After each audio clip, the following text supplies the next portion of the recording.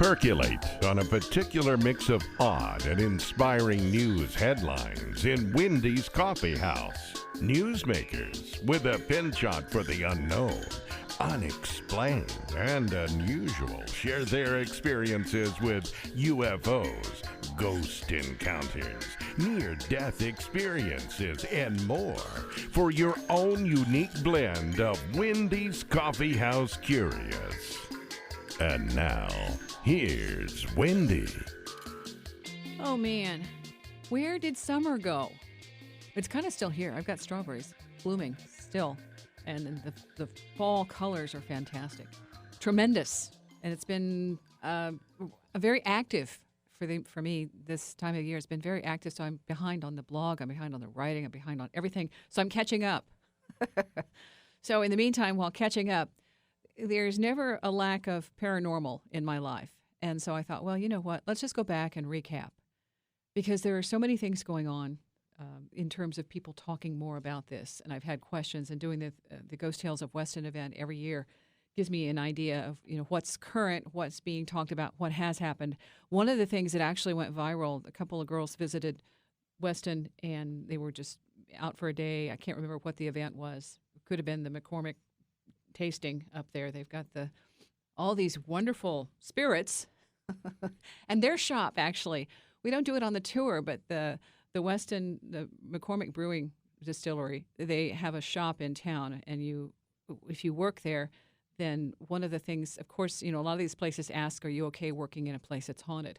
And this is one of the ones where they kept finding they would go in every day, and the labels on the bottles would all be turned around, backwards, gone, and at night, they would all be front, face forward, all had been fixed, and everything was just peachy keen. Next morning, in again, labels all backwards. Finally, the lady, this is, a third-hand story. The manager lady, whoever was opening that morning, said, "Enough."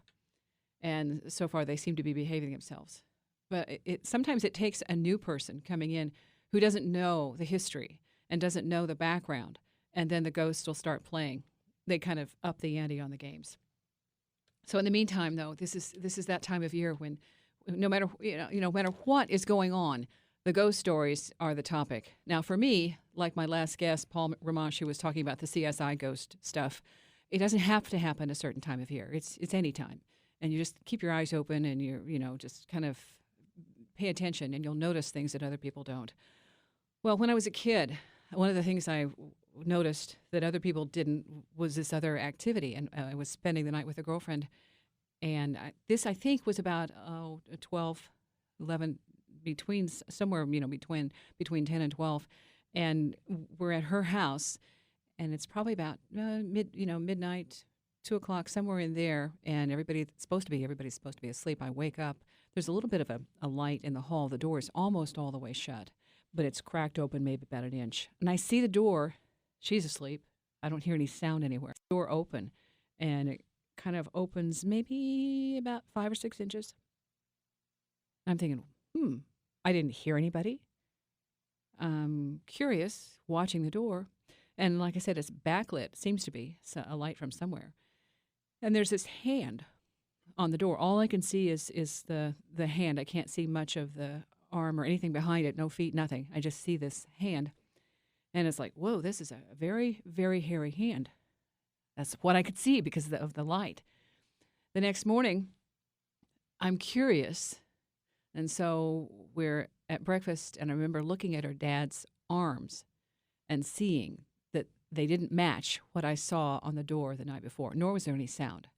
So it was one of those things. I noticed a lot of those little teeny tiny idiosyncrasies, and consequently wrote lots of scary stories until I scared myself enough that I stopped writing them because it was too much.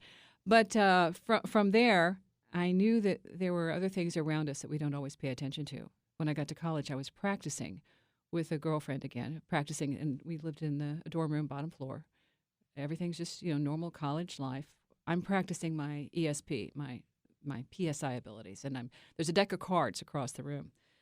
And I'm thinking, okay, when I put the key in the door, I'm going to know the card on the bottom of the deck. And I was getting pretty good at it.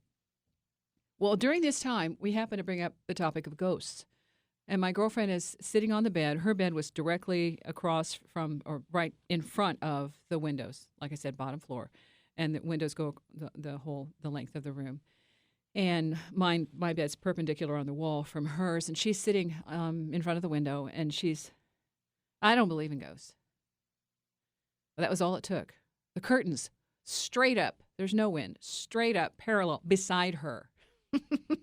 Should I say horizontal? Anyway, beside her, and so she can see out of the corner of her eyes these curtains, right beside her, and so her hands go. I remember this. I just remember it was like automatic Wizard of Oz moment. I do believe in ghosts. I do believe in ghosts. I figured at that moment maybe I was inviting a little too much fate to intervene, and decided I didn't. I kind of shut it down at that point just to give it a rest. Because there were more things there that I really wanted to get into, and it certainly scared her. But things like this, sometimes because if you don't have somebody else around to bounce these ideas off of, then you just lose them. They're gone. But I wanted to also mention a few things about just a paranormal, living this paranormal life. And I don't know if I should have called it Wendy's Paranormal Coffee House, but that's the gist of the shows. If you listen to consciousness, the paranormal out of body, the OBE studies and stuff like that. Because there's this other element to our life that sometimes we get a chance to connect with, especially if there's a life-threatening situation, and I'll bring that up later with the guardian angels. I know mine are around. I would like them to be more present, but they have their own little agenda, and some of it's making me do my own homework, which is really annoying. But back to what was going on at Weston. The girls made a trip, and they didn't know really the haunted history. They're both curious, and I had a chance to sit with them at the event at the Ghost Tales of Weston and talk to them about the fact that one took the picture, the other one posted it, because the first one who took the picture said, "Yeah, I don't really, it's okay," and the other was like, "Whoa, we need to tell people.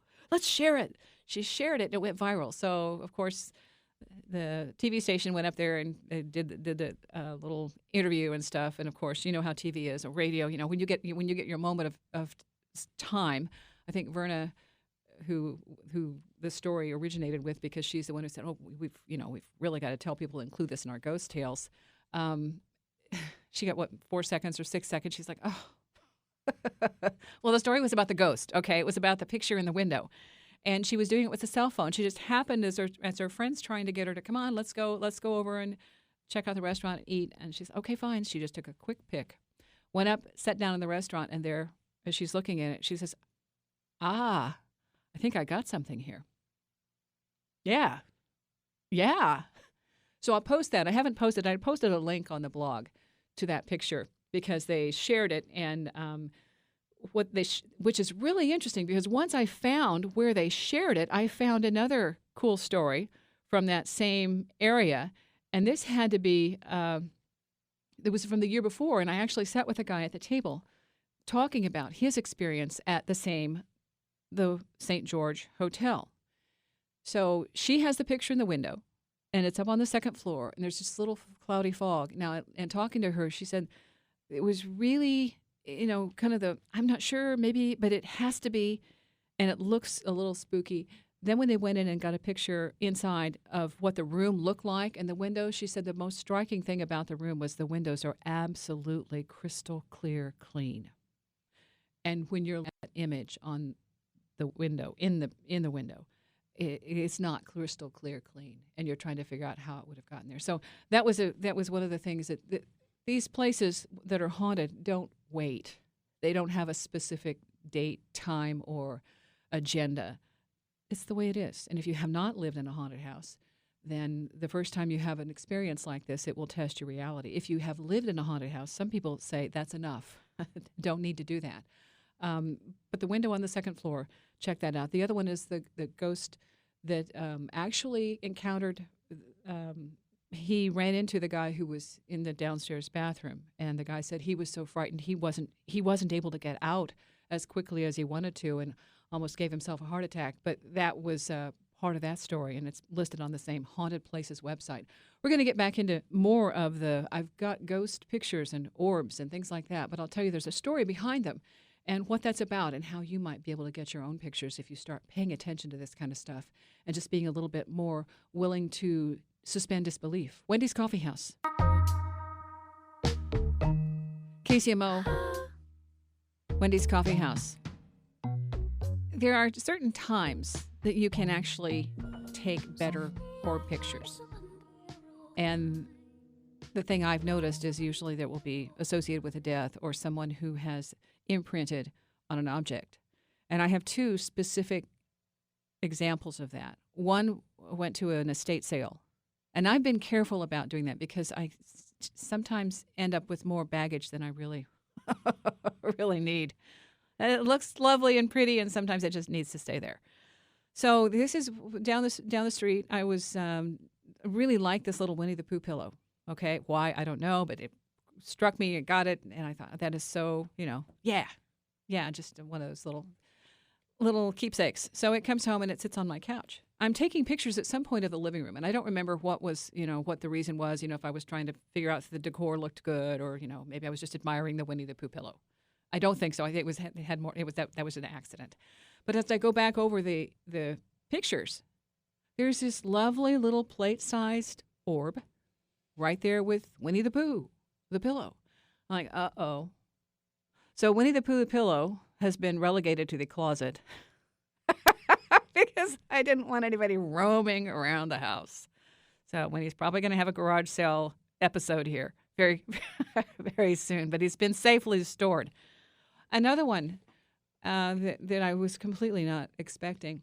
The neighbor, he was really a really cool guy, but he was on an oxygen tent or an oxygen tank. He would walk around the neighborhood with his dog, a beautiful little collie of some type. And when he died, his daughter was at the house, and she was going through everything. And I went over there, and I was saying, well, you should have a garage sale. There's just so much stuff here. And I think part of it for her was it was so overwhelming.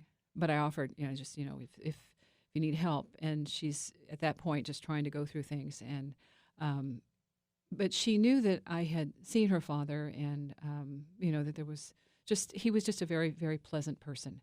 And 3 or 4 days later, I hear a knock on the door, and what was really funny was I was walking, my desk was at that point really close to the door, and the yellow light on my door, on my lamp goes out. It's like 5 or 6 different shades of different colors on this lamp, and like an octopus lamp. Anyway, it has the different shades, and the yellow one went out, and she's knocking at the door, and my lights blink anyway, but this one was staying out for a little bit. So I went to the door, and she had these 2 happy face mugs matching, and it's probably from a floral delivery, the bright yellow happy face mugs, and there they are. And she says, "Here, I would like you to have these." And it was like, oh, that was so cool. And at whatever the reason was at the time, I thought, I'm going to take a picture, because she gave me these yellow mugs. At the same time, my yellow light went out on the lamp. So then when I go back and I am looking at the pictures I took, the images, I'll be darned. There's the orb on the lamp pole. Right there at the post, there's the orb. And it's a decent-sized orb. It's not a fleck of dust or a speck or, but they're obvious. The thing that I know is they also have an inspiration, a trigger, a correlation. So it isn't just I went and took, 80 billion photos and look, here are my fantastic orbs.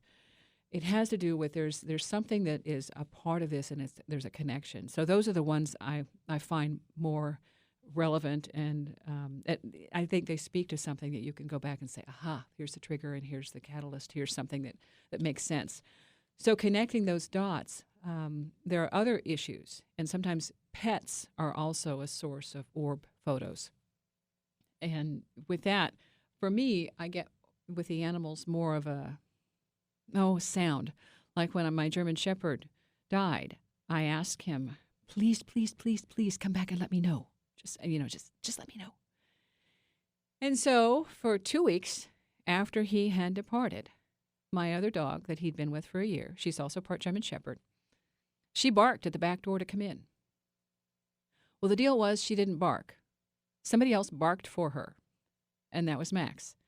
because she doesn't bark to come in. I thought he had trained her and that now she was going to do that. And that was her way of letting me know that she was coming in. It was Max. So for 2 weeks, he let me know. Now, he also did his special bark thing for my mom. She had helped me bury him, and he was very close. When Grandma came to visit, Max was like right there, her special. She grew up with German Shepherds, so there was a bond there. But so when we buried him, later on it was within 24 hours, her cats came running to the back door because a dog barked outside, and so they immediately came to the house. She went in, and just like within a minute or two later, there was another bark. Only this time it was outside her bedroom door in the house. So that was Max checking in and saying, "Yep, I made it. It's okay." So those kinds of things are part of my life, part of my history, and the thing with the ghosts and being able to get the orbs for me is a validation. Now, aside from that, the nightlight thing is 24/7. And the way this nightlight works, and I put pictures on YouTube and I took them off, and finally I left the one that was probably the worst of the bunch because I thought, I'm going to erase the entire history and have nothing to show for it. But I left it up there because it does explain and does show you what I'm talking about. During the day, the nightlight is off. This is a 24/7 little neon bulb. It's this one, I think I've had it for 18 years. This activity's been going on for 20. But during the day will stay off. It might flash every now and then. Sometimes it used to do it to entertain the cats. They'd stare at it long enough. But for the most part, it'll if I'm in the room and working on something, it'll blink and blink and blink. At night, completely off. It will not be a night light because obviously that isn't what it's here for. It's here basically as a reminder that we are in the presence of others. And especially if you're dealing with ghosts and you go to places that are haunted, you get a front and center, up close and personal encounter that says, nothing here is what it seems. Absolutely nothing here is what it seems. You think you're alone. No. And that's why the guardian angel element is so important too. But a lot of people have issues with not believing it until they see it. So the way to deal with that is to give yourself permission to believe it might be possible. And then you've got a better opportunity of seeing it because then you start looking for the clues. I wasn't looking for clues when I had the experience with the pillow or the lamp. I wasn't really paying that much attention until I took the pictures. And then I realized where the object came from because it was an anomaly. And then it stood out. Another time this had to do with the house and Christmas. The first time in the house, first Christmas in the house. I'm taking a picture of the Christmas tree. Beside me, after the pictures are developed, and this is before the digital stuff, is this lovely white cloud. Very obvious fog cloud right on the frame, the alongside the picture. I had it analyzed. They couldn't tell me what it was. They just, okay, you're right. It's a cloud. It's a fog. Well, none of the other pictures are like that. So for me, it let me know that something else was in the house, and I just figured I called it the Christmas ghost. The ghost of Christmas present. It's right here. Like, okay. And it wasn't the pillow because the pillow wasn't there at that point. So these things are part of my awareness. And so going up to Weston and seeing what happens when people get a clue of what happens there, because it's so much more active and so much more. They talk about it. Other places, if they have a haunted house, they don't really want you to know it because it might devalue the home, and you're not going to get a good deal. There are some people who would like to buy haunted homes. So we're going to get into a little bit more of when you're traveling, paying attention to ghosts too, and paying attention to your pets because they will tell you. I'll tell you a golden retriever coming up, letting me know. But my cats and my dogs, my animals, have definitely been much more conscious, present with their experiences, and the way they let me know is, stir things up, to make a fuss, to either shake, quiver, bark, leave the room ASAP. They're like, okay, been there, done that, don't need any more. Where we're going, like a tire kicker. Well, is there anybody here? Do you think there's somebody here? I don't know. The dog's cowering in the corner, begging like heck to get out of the room. Maybe there's somebody here, yeah. Sometimes we need a little more convincing. But next, I'll tell you the golden retriever story because it's part of our experience living in an environment. Wendy's Coffee House, KCMO Talk Radio. KCMO, Wendy's Coffee House. Yeah, it's Wendy's Paranormal Coffee House. That's my life, and I didn't feel comfortable talking about it until maybe 5 or 6 years ago. And it's been going on front and center since 1997. I had there was no language at the time, and they'd call it a spiritually transformative event, STE, instead of an OBE or an NDE or those kind of things. STE. But they began to have language, so I could finally give some kind of a context to it and say, okay, this is what happened. Everything changed. All of a sudden, my life was, whoa. And then you go to work. So you go home or traveling or out and about, and everything's like really funky. And at work, nothing's going on. What's up? Nothing. How you doing? Okay. Anything happening? Nah, same old, same old. Well, that's not true. But for a while, it had to be. So working with the animals in my experience, they've been very open and trying to give me signals and cues. And sometimes my own sense is that there's something else there that's prompting the animals and helping them and me make connections. Like I told you, Max barked for a couple of weeks and after he left to give me an idea that he was okay. And but Gracie is extremely, extremely frightened, uncomfortable with any kind of a presence. And so she goes into absolute quivering, shaking, let me out now kind of experience, where my cats have been more tolerant. And they will just watch it, whatever it is. You watch the cat like a ping pong thing. Oh, wow, look at the cat. Is that a gnat? No, there's nothing there. Okay. So that is kind of entertaining in itself.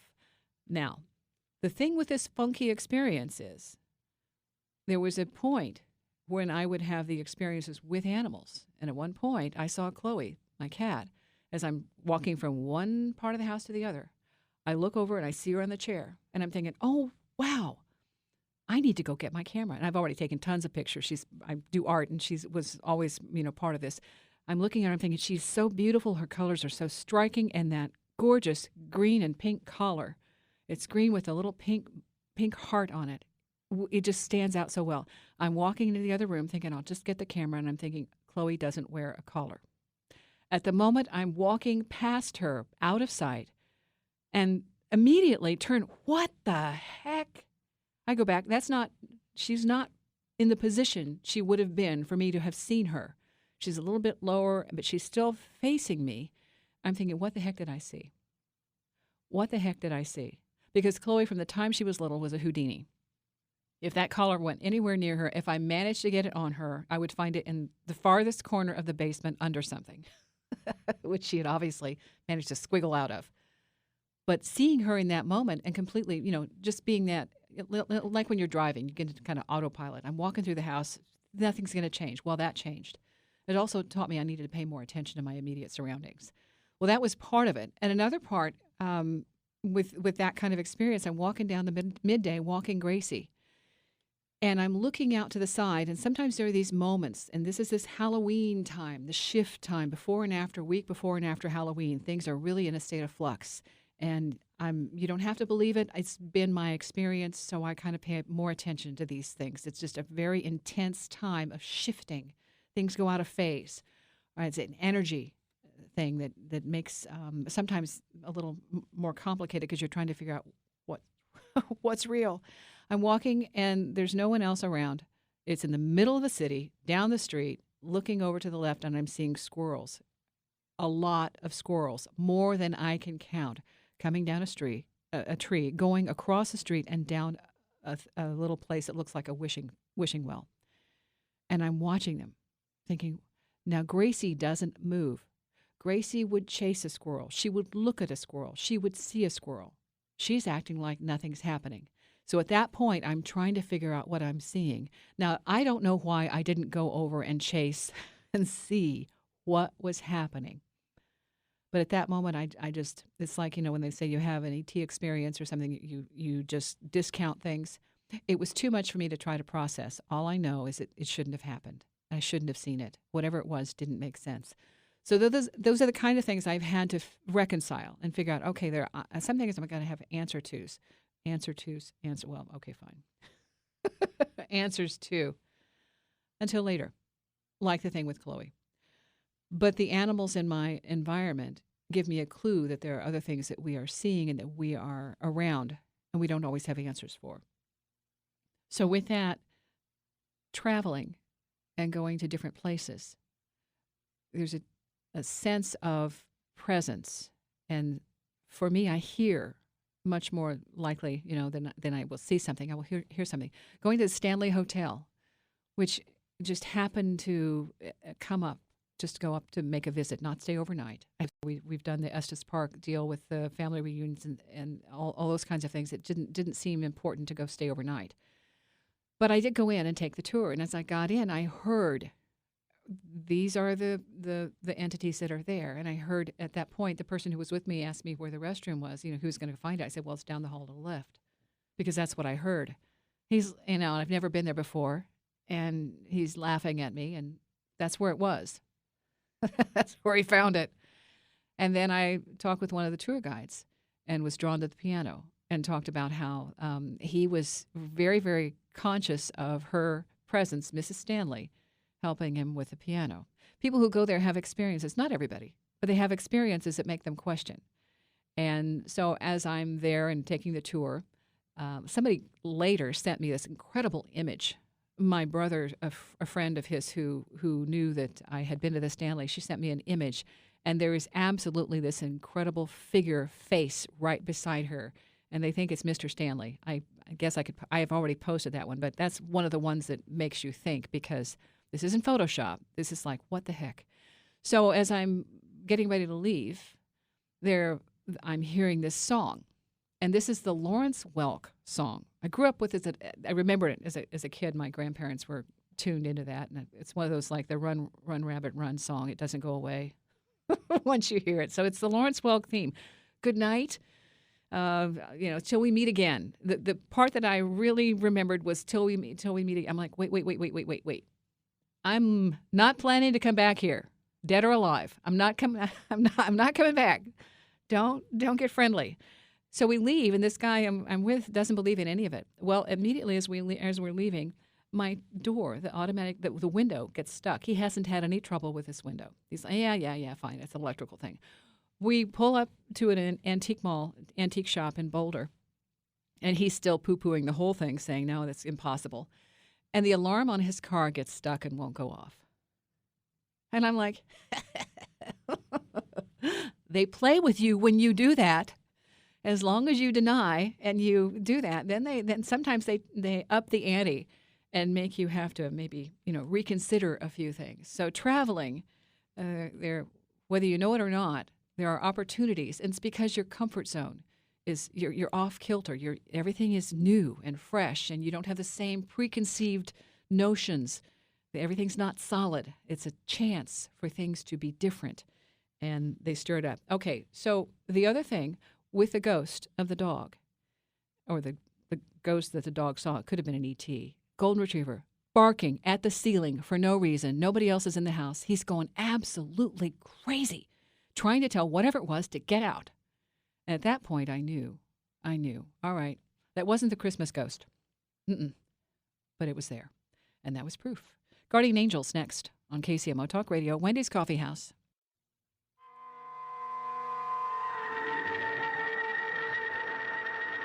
Wendy's Coffee House, KCMO Talk Radio.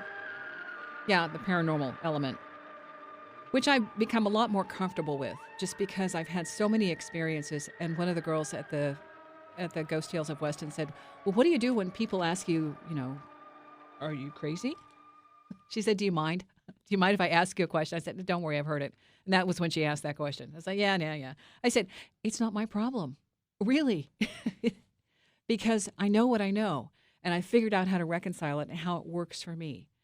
And you're not going to be dead on, 100% right all the time.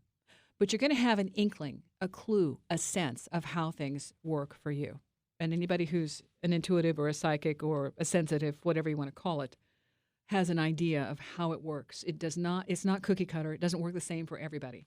And so when I've asked people how they get their information, it's different. And some people, they'll have sensations. They'll have something will touch them, or there will be a heat element or goosebumps or, a twitch, something like that says, okay, there's another presence. Now where do we want to go from here?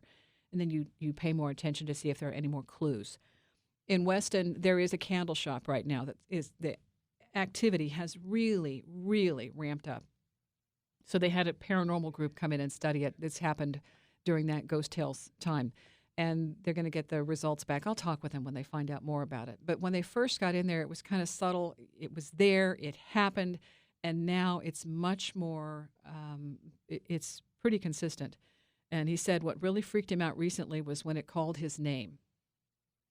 That, he said, he'd kind of reconciled, gotten comfortable. Yeah, okay, happened. Even, pulled his wife's hair. Yeah, okay, we're good. Well, that was his wife, all right? But when he's standing there beside the counter and it says, Jeff. Okay, yeah, they know me. He said he got on the phone, called his wife and said, it called my name. I was like, oop. Okay, all right. He also has a really cool picture. The picture comes in, and they've had a lot of activity at the front door area. And they heard a sound, and this was last February or so, and so middle of the winter. They heard a sound by the front door. He goes up and he looks. There's a boot print on the floor, and it's the outline, the shape of a boot print, water droplets, all right there. And he took a picture. Thank you, presence of mind, went and took a picture to say, this is what we got. So there seems, those things are helpful. It doesn't prove anything. It gives us some kind of tangible evidence that something happened. It doesn't matter if 80 people tell you it didn't. You've got the proof of the picture. You were there. He's like, thank you. That's all I needed. All right. In terms of guardian angels, when I was younger,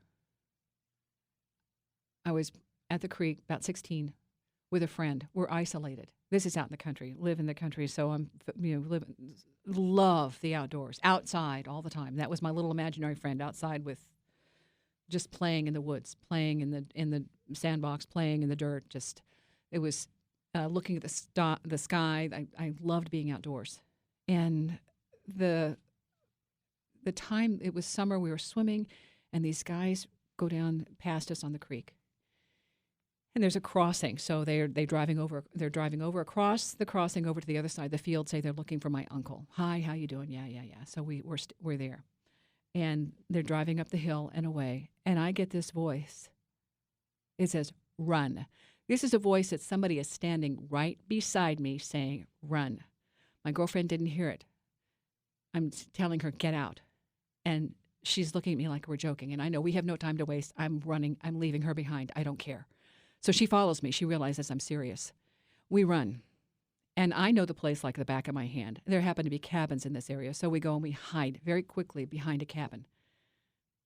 And it's quiet. And then here comes the truck. Back up the hill. It's all gravel. And she's making a noise. The typical horror show cough. I'm like, ah! But the gravel is making enough noise. They couldn't have heard it. And we're watching them as they gravelly creep around that area looking to see where we went. And then they're gone. That was one where I knew my guardian angel was right there. The other time, I lived in an apartment, Midtown area, had a visitor, not a happy visitor, but long story short, I was able to throw the visitor on the floor without getting hurt, but with doing a whole lot of psych, figuring out how's this going to work. And I'm going to be on the way out, not stuck. On the floor, I'm running out the door. He's following me. I'm hurtling. I was in younger. I was very active. So I'm hurdling everything. I hear him come barreling out, hitting everything he possibly can. I'm standing eye to eye, face to face, 6 feet apart, on the balcony, 3 feet up, looking at him thinking, I got this. Because at that point, I had a tremendous amount of strength. And I know I got this. And right beside me, as I'm thinking, you're going over. You're going over. And this voice beside me, Karma! Ah! Son of a gun! What? And I let him go. He looked me in the eye. Not that look you get when they look you up and down. And I got the message. What happened was between us. It was past. This is present. It's done. And that was completely and totally unexpected because I thought at that point, I was thinking, well, here I can prevent anything else from happening. And that isn't the way karma works. So somewhere along the line, this was on my plate. And do no harm was the bottom line of that one. I had defended myself. There was no harm done. No harm, no foul. And the guardian angel was right beside me.